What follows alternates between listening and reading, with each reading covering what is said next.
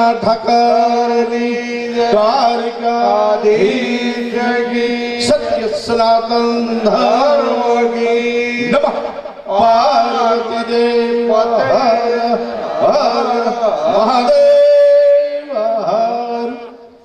આજે ઠકડિયા ગામના અગણે માં કુળદેવીના મઠના સાનિધ્યમાં જોગરાણા પરિવારે શ્રીમદ ભાગવત જ્ઞાન યજ્ઞ પિતૃ મોક્ષ માટેનું અવરું આયોજન જે કર્યું છે, ખૂબ ખૂબ ધન્યવાદ છે આ પરિવારને। અહીં આપણને આશીર્વાદ દેવા માટે વધારેલા બાવળીની જગ્યાના પરમ પૂજ્ય મહંત શ્રી રામબાપુ, વિશાળની જગ્યાના કાનજી બાપુ, એવા તમામ આપણી ગુરુ છે, આપણા દ્વારા છે, આપણા જગ્યાના સ્થાનો છે, ત્યાં તમામ મહંતો, સંતો અને ભક્તો અને તમામ આપણા આમંત્રણને માન આપીને અહીં પધારેલા સમાજના માતાજીઓ અને ભુવાજીઓ, આગેવાનો, રાજકીય ક્ષેત્રની અંદર ઝંપલાવીને ખૂબ સમાજ રાષ્ટ્ર સેવા કરી રહ્યા મહાનુભાવો, ડેરીના ચેરમેન શ્રી ભોળાભાઈ, એવા વાઇસ ચેરમેન મેપાભાઈ, તમામ અહીં વિભક્ત માલધારી સમાજ એકત્રિત થયો છે। ખરેખર કીધું પિતૃ મોક્ષ માટે આ ભાગવત સપ્તાહ, પણ આ જોગરાણા પરિવારે જ્યારે નક્કી કર્યું છે ને કે આપણે ભાગવત સપ્તાહ પિતૃના મોક્ષ કર્યું છે, તેથી પિતૃના મોક્ષ થઈ ગયા છે। પણ મોક્ષ આપણા સુધરે કેમ? આ ભાગવત છે એ આપણે આપણું મોત કેમ સુધારવું એના માટે આપણને આ કથાકાર વક્તા સમજાવે છે। જો સમજી જાવી માનવ જીવન મળ્યું છે, મનુષ્ય યોનિમાં જન્મ મળ્યો છે। સંતો પણ એમ કહે છે આ દેહ પડી આ પછી ઘણી નથી કોઈ ગામનો મહેતર, હરિને સમજ્યા વિના આ દેહ કોઈ કામનો નથી। ભગવાને પરમાત્મા એ મનુષ્ય યોનિમાં જન્મ ક્યારે આપે છે? 84 ખાંડની અંદર 21 લાખ જ્યારે અવતારે લેવી ત્યારે એક મનુષ્ય દેહ આપે છે, અને મનુષ્ય અવતાર આપણને મળ્યો છે। આપણે આજે ત્યાં ભાગશાળી માલધારીને ઘરે અવતાર થયો છે, માલધારીને ઘરે અવતાર છે એ તો બરોબર છે। ભગવાન કૃષ્ણની સાથે એક ગોવાળિયા તરીકે પરમાત્માના કૃષ્ણના હેઠા જૂઠા થઈ માખણ ને ઘી ખાઈ ગયા છે। આ પવિત્ર ખોળિયું થયું છે, અપવિત્ર ન થાય એ ધ્યાન રાખવાની જવાબદારી આપણી છે બાપ। મધુ નામનો એક ગોવાળિયો ભગવાનને જયારે સાસ પિતા થા દઈ ઈ પોતે એમ કે ખાટી સાહેબ છે ભગવાનને ન પવાય, પોતે પીતો થો એના પિતા એના હોઠમાંથી જે પડતી સાહેબ કૃષ્ણ ભગવાન હાથ માંડીને પીવા મળ્યા હતા। આપણા હેઠા દૂધ નહીં કૃષ્ણે પીધા છે, એટલે આપણે પવિત્ર કેટલા સવી અપવિત્ર ન થવી ધ્યાન રાખવાની આપણે જરૂર છે।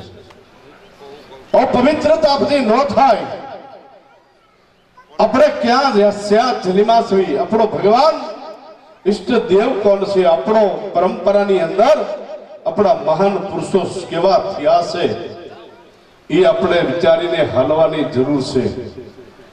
માલધારીનો દીકરો દૂધ દહીં ઘી માખણ વેચે, માલધારીનો દીકરા કોઈ ગરબા ભરી દારૂ ન વેચે, માલધારીનો દીકરો ન કહેવાય। દહીં દૂધ ખાય માખણ ઘી ખાય, માલધારીનો દીકરો દારૂ પ્રમાટી ન કરે રાક્ષસ કહેવાય, માલધારી ન કહેવાય બાપ। આટલું જો સમજી જાવ ને તો ભાગવત તો છે તમારા। આજ માનો ભાગવત માલધારી હતા ત્યારે ભાગવત થયું છે, ના ભારત રચ્યું છે, પણ ભાગત તો તમારામાં બધું જ્ઞાન છે, કોઠા ભૂલશો। પણ એટલું વિચાર કરી જાવ ને કે આપણો જન્મ ક્યાં થયો છે? આપણા આંગણે ગા હોય અને ગાનું દૂધ ખાતા હોય, દૂધ પીતા હોય, એની સાસ દહીં ખાતા હોય, અને આપણું પવિત્ર ખોડિયું આપણા આંગણે ગા એક ધરળે। માણસોને કોઈ પણ સારા કાર્ય કરવા હોય તો માલધારીને ઘરે આપે, મારે ગૌમૂત્ર જોવે છે, મારે દહીં જોવે છે, મારે દૂધ જોવે છે, મારે ઘી ગાનું જોવે છે। એ બધી વસ્તુ આપણી પાસે છે, એ આપણી પવિત્રતા બધી છે। આપણે ઘરમાં પવિત્રતા ન આવે, રાવણ જેવો રાક્ષસ મહાન જેને 10,000 વર્ષ ભગવાનની સામે અમર તપ કર્યું, જેને ભગવાન ભોળિયોનાથ રાજા રાવણને પ્રસન્ન થયા હોય, જેને વાસીદું કરે, પવન પાણી ભરે, અગ્નિ રસોઈ કરે, આવી જેની સત્તા આખી સોનાની લંકા કરી દીધી, છતાંય રાવણ રાક્ષસ કહેવાનો નકર બ્રાહ્મણનું દૂધ ઊંચું પોળ્યું હતું, પણ એના લક્ષણો, એના વિચારો, એની દ્રષ્ટિ અને એનું વર્તમાન સાધુ સંતો હવન યજ્ઞ હોમ કરતા હોય થવા નહીં દેવા, હટક્યા નાખવા, દારૂ પીવાથી મદિરા પીવા, ભગવાનનું ભજન કરી તપ કરી બધી કરવા દેવાનું, મારા સિવાય કોઈને ન માને. આ વસ્તુ જ્યારે થવા મળી ત્યારે એને રાક્ષસ કહેવાનો નકર મહાન વ્યક્તિ હતો, એને ખબર હતી મારે વાર ભાવથી 3 અવતાર જેવું નહીં, ભગવાનના ભજનથી અમે બેહિંદો જઈશ તો મારે 7,000 ભોગવવા પડશે, 7 અવતાર લેવા પડશે, એ જાણતો હતો.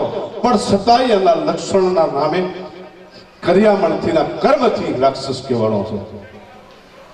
જ્યારે ભગવાન કૃષ્ણને યજ્ઞ કરવો હતો અને જ્યારે યજ્ઞ કરવાના સમય ઇન્દ્રને એમ થયું જો કૃષ્ણ યજ્ઞ કરશે, આ ઈર્ખા તો આ દેવતામાં હોય છે કે જો કૃષ્ણ યજ્ઞ મહાયજ્ઞ કરશે તો મારું કઈ નહીં રહે. એમાં યજ્ઞની કૃષ્ણ ભગવાને શરૂઆત કરી, ગોવાળિયાને બધાને બોલાવ્યા, અને મારી ભરવાડ આહિર સારણ ગોવાળિયા તૈયાર થઈ જાઓ, આપણે યજ્ઞ કરવો છે. આવી ગયા બધા યજ્ઞમાં, યજ્ઞની જ્યાં શરૂઆત આહુતિ થાય ક્યાં ઇન્દ્રએ મેઘરાજાને કહી દીધું, મેઘરાજા સંધાધાર 12 ગંગા થઈ જાઓ, વરસાદ મળ્યો, વરસવા વિચાર કરવા પડી, ભગવાન કેવા આ જે પ્રગતિ છે એ ધોઈ જાય છે. ભગવાન કૃષ્ણએ હાથ મળ્યા, ગોવાળિયા તૈયાર થાવ, ગોરધન ઉપાડો. ભગવાને ટસલી આગળ રાખી, ગોવાળિયા બધાએ આખા લાકડીના ટેકેથી ગોરધન લઈ યજ્ઞશાળા ઉપર રાખ્યો. ત્યારે આ રબારી, ભરવાડ, આહિર, સારણ આ બધાને શું વિચાર આવ્યો ખબર છે? કૃષ્ણની કાંઈ તાકાત નથી, તો અમે હતા બધો ટેકો દઈ અને આખો આ ગોરધન ઉપાડ્યો. આ તેદુનો અહમ હજી નડે છે. એક જાતા હોય આગળ તો બીજાને ક્યાં પાડી દેવું, ઈ ક્યાં આગળ જાય છે, ઈ ક્યાં આગળ વધી ગયો છે. આ અહમ તેદુનો હજી નડે નીકળતો નથી. ભગવાને વિચાર કર્યો આને અહમ આવ્યો છે, થોડોક અહમ કઢાવું. ભગવાને ટસલી આંગળી એક હિસ લીધી હતી, ઓલો ગોરધનનો જેટલો લાકડીઓ લઈને ટેકા લઈને ઉભા હતા ને, એ ટેકા ઉપર લાકડીઓ વજન આવ્યો, લાકડીઓ કડાકા થવાનું વળી ગઈ, અને કડે કડાકા ઈ નડે છે. હજી બહુ બેહી નો કે ખાધ્યા પછી અને બિહાર તો બેહી આપે. આ બધી વસ્તુ જે વખતની હજી છે નીકળતી નથી. હવે આળસ કાઢો અને અહમ કાઢો અને શિક્ષણને પકડો, એકતા સંગઠનને પકડો અને હંમેશની માટે દીકરીને દીકરા ભણાવો અને વ્યસન છોડો અને માનવતા જીવન જીવો, એટલે તમારા પરિવારનો નહીં આખો પેઢીનો મોક્ષ છે. બાપ પરમાત્મા ભગવાન વડવાળા દેવ નગા લાખાનો ઠાકર તમને ખૂબ ખૂબ સુખ શાંતિ સમૃદ્ધિ આપે, સારા વિચારો આપે. આ પરિવાર કાયમની માટે કાકનો કાક અવસર પ્રસંગ કરતા જ હોય છે, કરે જ છે, ઘણી વખત આવવાનું થાય છે. તે બધા એમનો આમંત્રણ આપીને માને જે કંઈ સન્માન કર્યું, ખૂબ ખૂબ છોકરાના પરિવારોનો ખૂબ ખૂબ આભાર, ખૂબ ખૂબ ધન્યવાદ. પરમાત્મા ભગવાન એના કુટુંબ પરિવારને બંધારી સમાજને ખૂબ સુખ શાંતિ સમૃદ્ધિ આપે અને સારા વિચારો આપે, શિક્ષણ પ્રગતિને વિકાસ થાય અને નિર્વ્યસની બને, હંમેશા માટે આગળ વધો એવા વડવાળા ભગવાનના ઠાકરના આશીર્વાદ ખૂબ સુખી રાખે. વડવાળા દેવ ખૂબ સુખી રાખે. જય વડવાળા, જય ગુરુ મહારાજ.